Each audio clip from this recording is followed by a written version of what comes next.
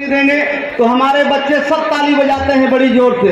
11 लाख जब जगह भरी जाएंगी तो नौकरी आपको मिलेगी कि उनको? आपके हिस्से में कितनी आएंगी? आपके हिस्से में आएंगी? 5 साल पहले का जरा याद करिए कि जब धर्मनिरपेक्ष के नाम पर, समाजवादी के नाम पर हमसे वोट लिया गया और जब सरकार बन गई, जब भर्ती का नंबर आया, सिपाही की, पंचायत सेक्रेटरी की, लेखपाल की, परगना मजिस्ट्रेट की, तहसीलदार की, फिर वो मुसलमान और पिछड़ों की सरकार नहीं रही, वो कुछ लोगों की सरकार होकर के रह गई और हमारे बच्चे रो करके और आंसू पी करके रह गए। 11 लाख पद नहीं है, पद तो खाली है 13 लाख पद, लेकिन 13 लाख पद समाजवादी कुछ लोगों से भरेगी। लेकिन अगर भागीदारी परिवर्तन मोर्चा के प्रत्याशी जीतेंगे तो उसका नारा है कि जिसकी जितनी संख्या भारी उसको उतनी हिस्सेदारी।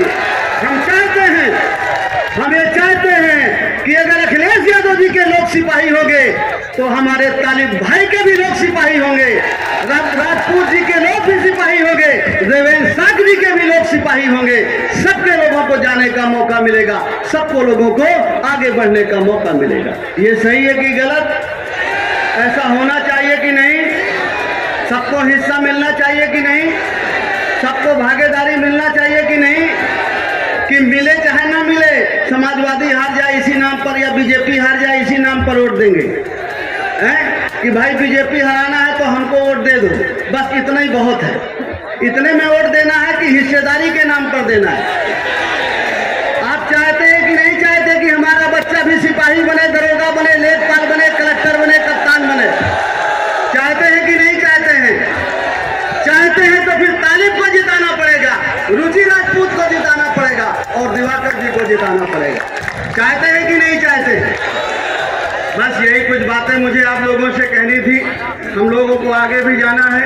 अभी हमारे बीच में आदरणीय ओवैसी साहब हैं। मैं खुद ही अपील करता हूं कि हमारे जो MIM ना बाबा को और मोदी को याद आया कि भोजपुर में गंगा को पुल बनाना है।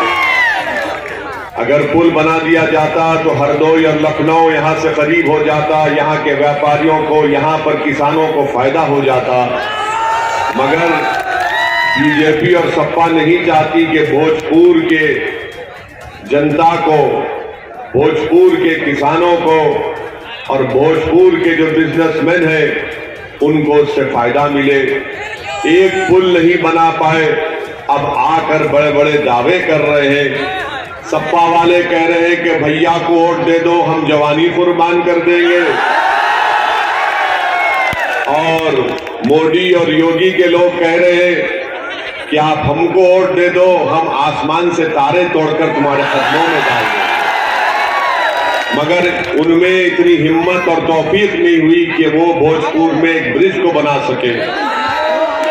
वहीं पर आप ये भी जानते हैं कि जब कोविड में यहाँ पर लोग तड़प रहे थे, ऑक्सीजन के लिए तड़प रहे थे, दवाओं के लिए तड़प रहे थे, तो बीजेपी के विधायक ये कहता है कि मैंने अस्पताल को तामीर किया, ऑक्सीजन का इंतजाम किया।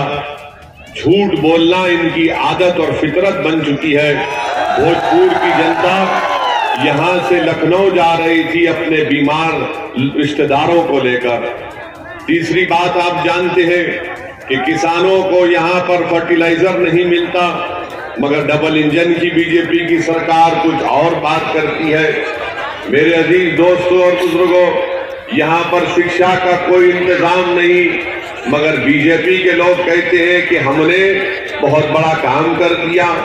बीजेपी ने ये वादा किया था 5 साल पहले कि 70 लाख उत्तर प्रदेश के बेरोजगार युवाओं को नौकरी दी जाएगी, मगर आज तक वो वादा पूरा नहीं हुआ।